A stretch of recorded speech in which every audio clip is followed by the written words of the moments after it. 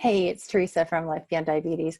And once again today, I'm coming to you pre-recorded because I have yet another meeting during the time that I'm supposed to be live today. Tomorrow, I promise I will actually be here live at 2:30 Pacific. But if you have any questions or comments today, definitely please put them in the comments. I will check them and answer as best as I can. And tomorrow, Thursday, the 21st, I will definitely be here live. But I'm going to just jump right in. On Monday, we talked about what it was like riding the shame and blame train when I was first diagnosed and just trying to figure out how to deal with the chaos of life. Yesterday, I talked a little bit about what it was like to live in those about 10 years until I kind of figured out how to do diabetes in a way that I feel successful and healthy. And then today, I'm going to talk a little bit about what's been different for me the last about 5 years, I want to say, is kind of about how long it's been since I've been kind of on the right track and figured out and what's been different during that time. And so the first thing I want to say that I've learned during that time is that the established experts aren't always right. So that doesn't mean that I've completely dismissed expert advice. I turn to the experts, but I don't, let me see how I wrote that. What I've done is I've dug deeper, and I've dug not just to the ones that not, again, and I mentioned this yesterday, not just the way things have always been done, but into the new science that's coming out. And I will say that as I've been doing that over the last few years, I've noticed that some of the things that I've found are starting to be accepted also as kind of starting to be adapted by some of the major organizations. And I will say also that, that hasn't necessarily trickled down to a lot of the primary care providers yet, and it hasn't trickled down to a lot of the diabetes providers, but it's on the way. And I've found that by trusting my gut and realizing that there was more out there for me, more information, and that I thought that I could be healthier, and I thought that there was something better, and I went and found it, that's done me a big service. I've gotten myself to a place of healthier instead of continuing to get sicker and sicker like I was doing. So let me see what other notes I had. I started reading journal articles instead of just kind of hanging out and doing what they told me about. And I started learning that the medications that are just kind of automatically prescribed in order, the typical few medications that are prescribed to people with diabetes, there's a lot of new medications that treat the underlying causes of diabetes and instead of just treating the blood sugar symptoms.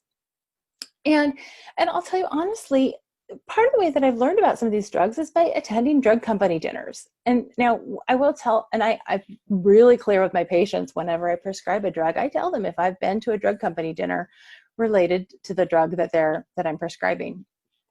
But what I've learned is that by going to the dinners, it's one of the only ways that I can get the newest, latest information, because they present the studies, and what the studies present is information not just specifically about the drug that manufacturer produces, but about all the drugs in a particular class. And by doing that, I'm learning so much about these new classes of medication in ways that I wouldn't be able to necessarily have an expert in front of me that I could ask questions of. So as often as I can, I want to get in front of those experts and find out what information they have for me.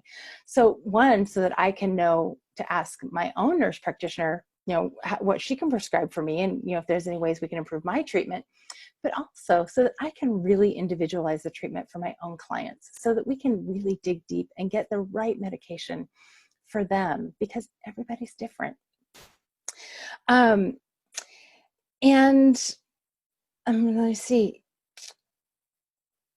The other thing I want to say is that about 5 years ago, so these are these are things that I've learned. It's what I learned about the medication. I also learned that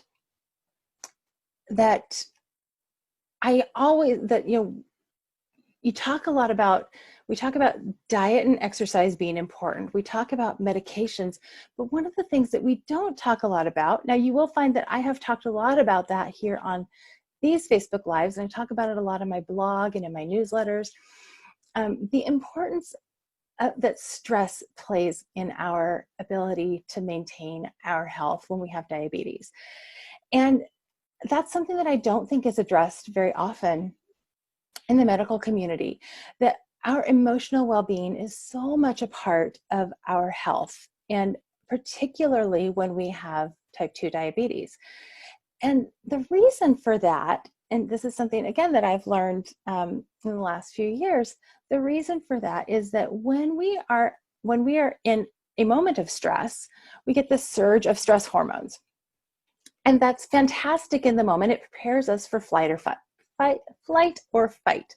That's a physiological reaction that was, evolutionary wise, it worked. It kept our ancestors alive. And sometimes, even now, today, it keeps us alive. If there's something bad that happens and you need to run away, you get that surge of adrenaline and you run away because you've got that, this superhuman strength that we get from these stress hormones.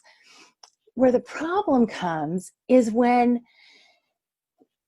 you're under chronic stress, which so many of us are living in chronic stress.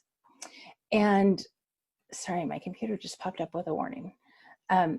So many of us are living in chronic stress, and the stress hormones are still continuously being released.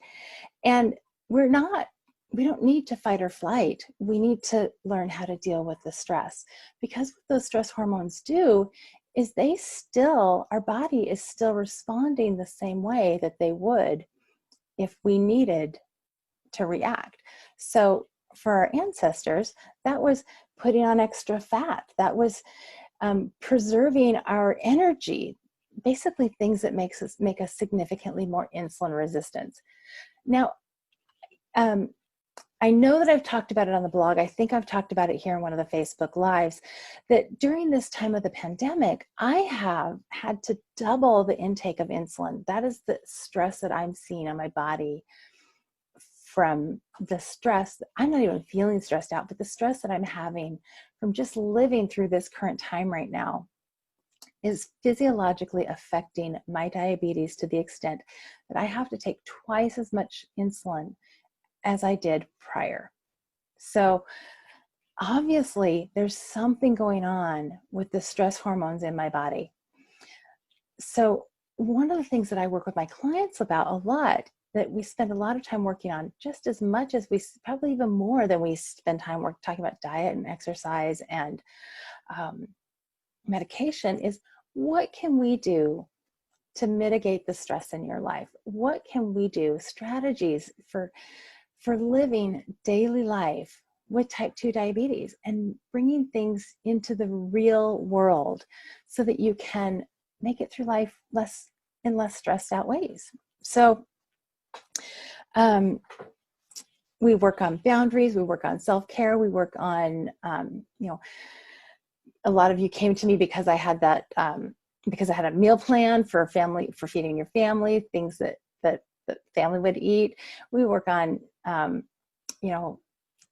spending time with the kids and just all sorts of things that women deal with on day-to-day basis, and how to figure out how to do those things, how to have diabetes, and how to live, and how to live a good, healthy life.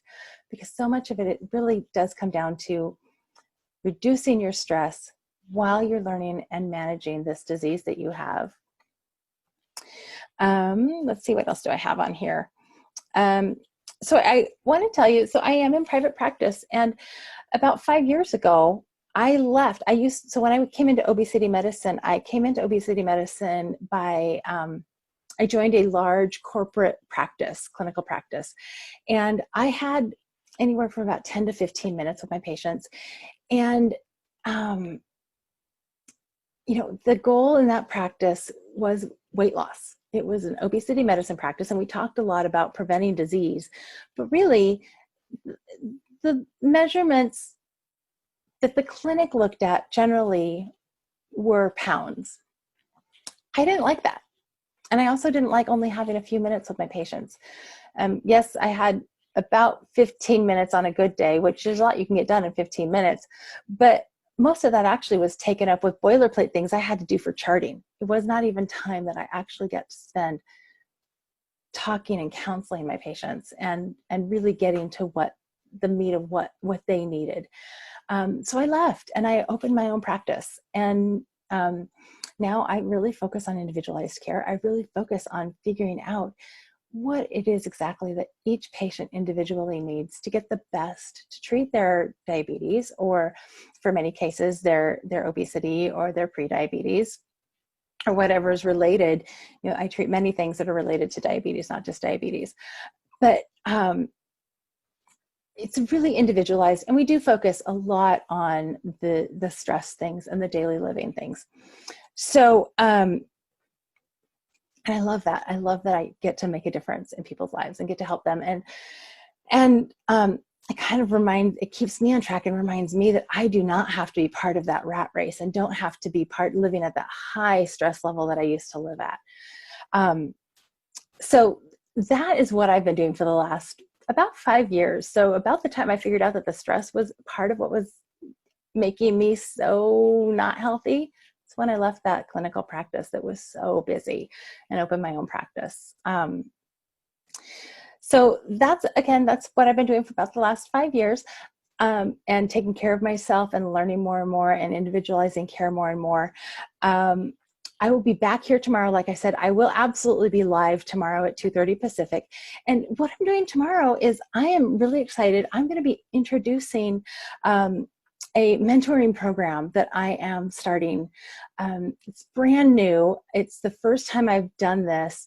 I'm going to be opening just a few spots to people all over the world. So you don't have to actually be a patient of mine here in Seattle.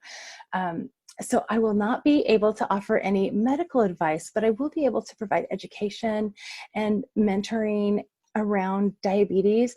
And particularly, we're going to look at a lot of those lifestyle things that feed into the stress and learning how to live a fantastic life with diabetes, because I don't want anybody to take 10 to 15 years like I did to get to where you're feeling fantastic and where you can live with this disease, because it shouldn't take that long.